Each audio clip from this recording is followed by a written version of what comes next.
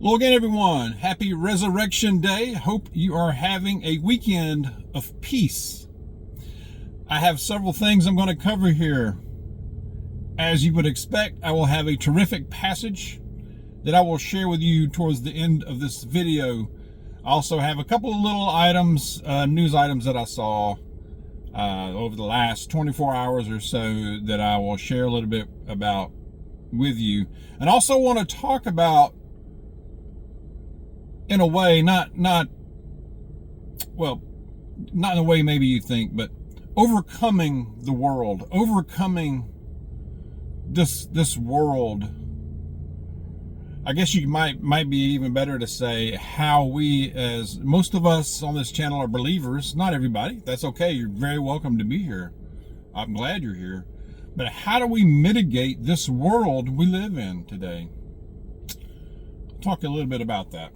I have some thoughts on it, and then share your thoughts, because I'm probably going to leave some things out. But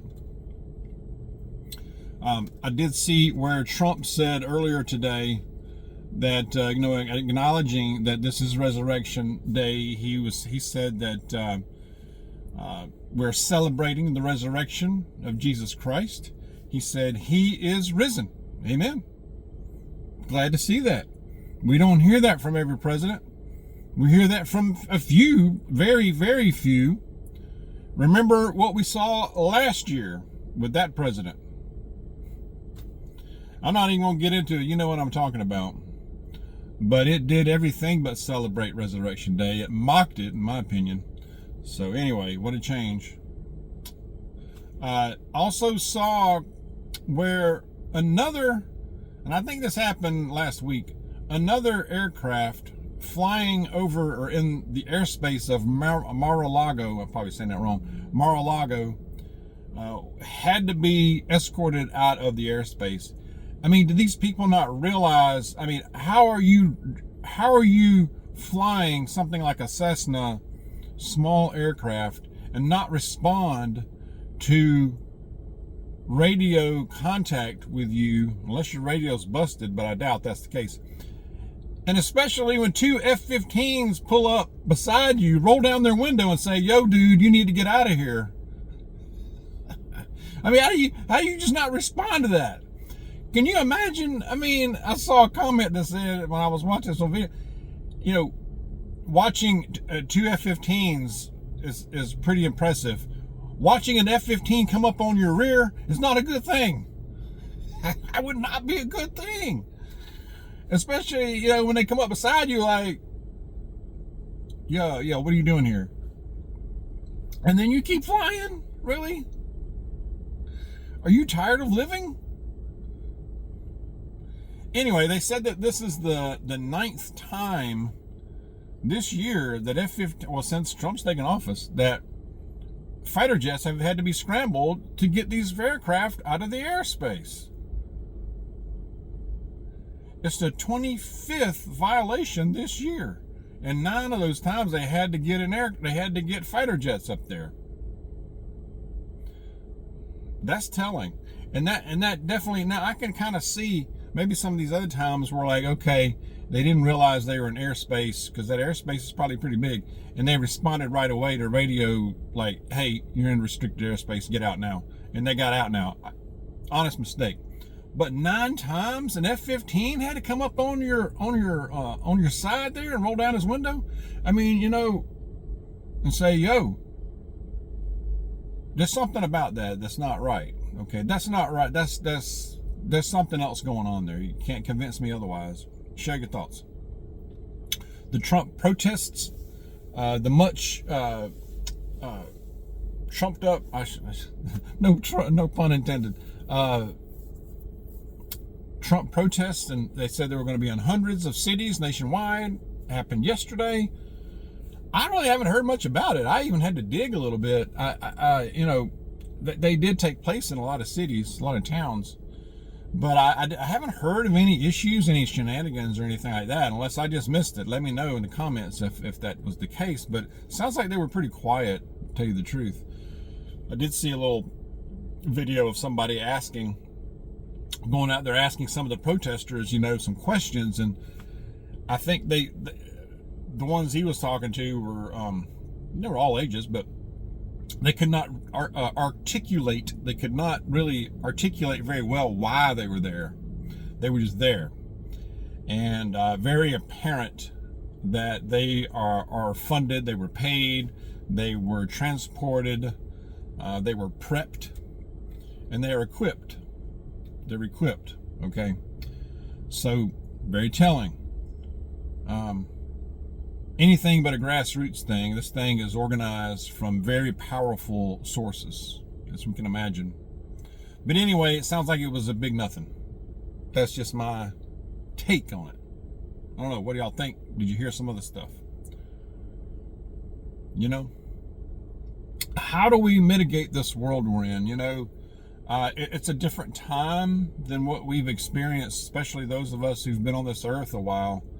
You know, I'm 60 years old, and, you know, just going out in public is a very different experience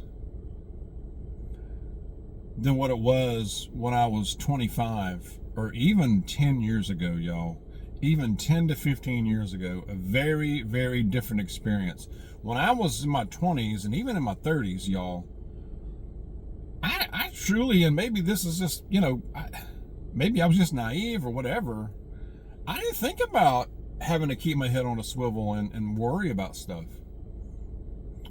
You know, and when I was in school, the thought of school violence or shooting or something like that was the very furthest thing from my mind.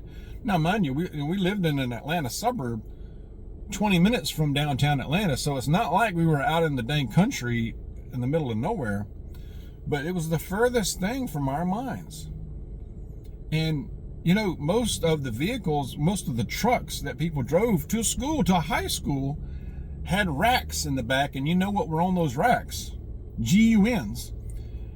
In the school parking lot, nobody thought much about it. We didn't think nothing about it. It wasn't banned. We didn't think about somebody coming in and acting crazy. I mean, you know, there were fights sometimes, and those happened after school where you met them outside. Yeah, a crowd would form. That was about the worst thing I can remember. I mean, we had a vice principal that dude looked like ex-military that would tear you apart. When he walked down the hallway, everybody got quiet, like, he's coming. You know, and it was a respect that there's going to be consequences if you act like a fool. That's foolishness. You will be held accountable right away. Not tomorrow, not calling your parents. You're going to face it right now. And it did for some people. All right. It's a different time. So how do we mitigate this? Didn't mean to get all off on that tangent, but I digress. But, you know, how do we do it? I think we stick to what we do. No matter what's going on around us in the whirlwind of this world. You know, in the Bible it says, there will come a day when evil is called good and good is called evil. Bitter sweet and sweet bitter. In Isaiah. And you know, I think we're seeing that. I have no doubts we're seeing that. How do we react to that? We do the good thing. We be the example. We be the light. Not perfect. We're human. We sin. But as much as we can, we act like, you know, we treat people like I did 20, 30 years ago. I'm not stooping to their level. I'm not being rude. You know, right now what we're seeing, Ms. Dog went out on some errands yesterday and saw it. We saw good. We saw good.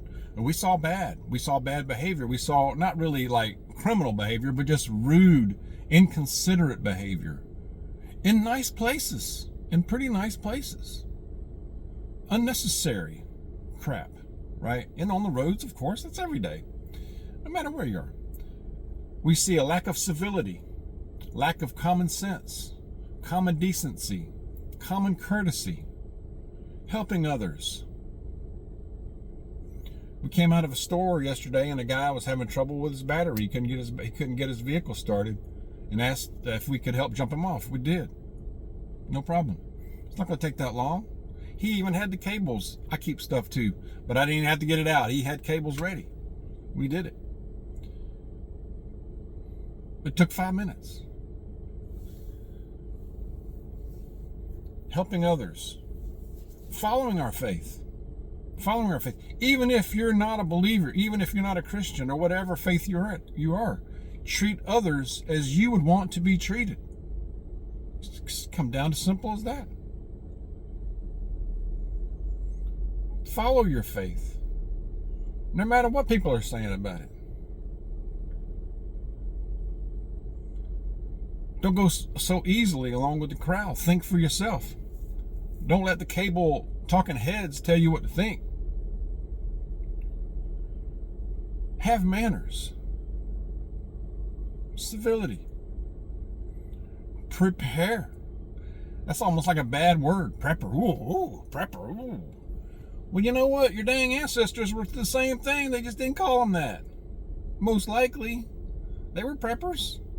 Oh no, they were farmers. They were preppers, dude. They just didn't call them that. So prepare. I don't care what they say. Live healthy. Disconnect sometimes. They want you connected all the time and busy and anxiety ridden and bad health on all these drugs. They want you to be like that. Avoid that as much as you can. Live healthy. Take a walk. Take a hike. Be the model. Be the light. Take care of family when you can, if you like them. I always say that. Reject evil. Toxic people. Reject that, man. Reject it. Go the other way. Ain't worth it. There are some that no matter what you do, it ain't gonna work. It ain't gonna help. Okay. The Bible also talks about avoiding situations or actions that even perceive as they are wrong. Avoid all appearances of evil. That's another one you used to hear back in the day. Avoid situations and actions that are perceived as wrong, even if it's not inherently evil. Avoid the gossip. That's a tough one for me sometimes. It's easy to jump in, right? What was so-and-so doing? I don't know. Avoid it. That's something we can all work on, I believe, sometimes. I don't know about y'all, but I call a him, and I call a her, a she. That's what it is. There's only two. There's male and female. You're one or the other. God stamped you with one or the other. And that's just the way it is. It's just the way it is. And I recognize that. When I go to a bathroom, I go to the men's room. And there better only be men in there. Although there's been some times when a female would come in, but it's like they made a mistake or something. It wasn't like on purpose, which, the guys were like, okay. Might be the opposite of that. Might be different if the opposite happened. That didn't happen in a long time, though. That was way back. But anyway, those are just some things that I was thinking about earlier.